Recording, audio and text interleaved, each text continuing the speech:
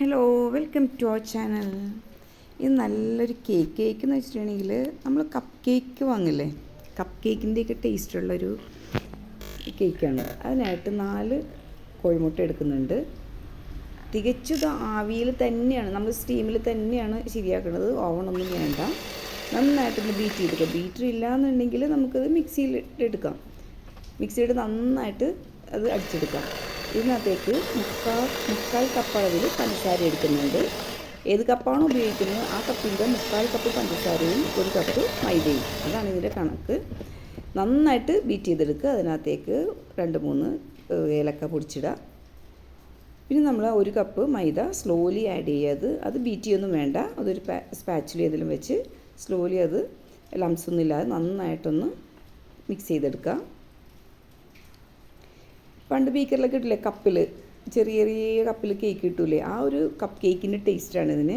പിള്ളേർക്ക് നന്നായിട്ട് ഇഷ്ടമാകും ഇത് പ്രീ ഹീറ്റിന് വയ്ക്കും മുൻപേ കുറച്ച് ബട്ടറോ നെയ്യോ, എന്താ ബട്ടറാണ് കൂടുതലും നല്ലത്, അതൊന്ന് സ്പ്രെഡ് ചെയ്യുക. എന്നിട്ട് ബട്ടർ പേപ്പർ വെച്ചിട്ടുണ്ട്. പ്രീ ഹീറ്റ് ചെയ്ത ശേഷം ഈ മിക്സ് ഇതിനകത്തേക്ക് ഒഴിക്കാം.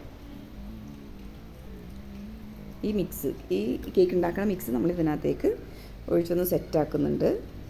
ഇനി ഇതിനകത്തേക്ക് നമുക്ക് ഗാർണിഷ് ചെയ്യാനായിട്ട് വേണമെന്നുണ്ടെങ്കിൽ നട്ട്സോ ട്യൂട്ടി ഫ്രൂട്ടിയോ എന്താണെന്ന് വെച്ചിട്ടുണ്ടെങ്കിൽ ഇതിനകത്ത് ഞാൻ കുറച്ച് നട്ട്സാണ്. ഒരു 30 മിനിറ്റ്സ് ലോ ഫ്ലെയിമിൽ വെച്ചാൽ മതി. ഒരു 25 to 30 അത്രയാകുമ്പോഴേക്കും ഇത് നന്നായിട്ട് ബേക്കായിട്ടുണ്ടാവും.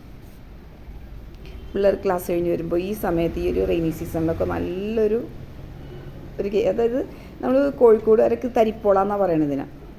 തരിപ്പോള എന്നും പറയാറുണ്ട് ഇതിന്. ഓക്കെ, എന്തായാലും നല്ല ടേസ്റ്റുള്ള സാധനമാണ്. ഇഷ്ടമെങ്കിൽ ലൈക്ക് ചെയ്യുക. 30 മിനിറ്റ്സ് കഴിഞ്ഞിട്ട് എടുക്കുമ്പോൾ ഇത് നന്നായിട്ട് ബേക്കായിട്ടുണ്ടാകും. നല്ല സോഫ്റ്റാണ്. എന്തായാലും കുഞ്ഞുങ്ങൾക്ക് നല്ല ഇഷ്ടമായിരിക്കും. സബ്സ്ക്രൈബ് ചെയ്യാത്തവരൊന്ന് സബ്സ്ക്രൈബ് ചെയ്യണേ, ഷെയർ ചെയ്യാം. ഓക്കെ,